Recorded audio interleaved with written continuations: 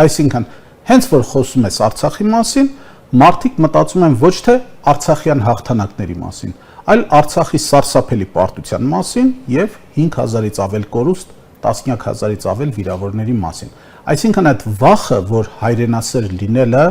կբերի պատերազմի, կբերի կորուստների, անընդհատ իշխանության կողմից ներարկվում էր։ Ի տարբերություն 44-օրյայից հետո, քառօրյայից հետո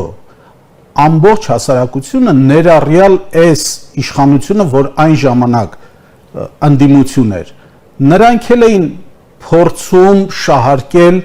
այդ 800 հեկտար կորուստը։ Նույն Նիկոլ Փաշինյանը, այո, ինչ էր ասում, Ալեն Սիմոնյանը, այսօրվա բանը, հա,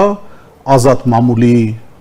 հետապնդող հիմնական անձնավորությունը, ինչեր էր խոսում, գնում էր, նկարվում էր, նուռ էր վերցնում, աղդամը մեր հայրենիքն է եւ այլն եւ այլն։ Այսօր այդ նույն մարդիկ հանդես են գալիս, այ այդ Արցախը դա կորուստ է, Արցախը դա պատերազմ է, Արցախը դա զոհեր է։ Թոք է։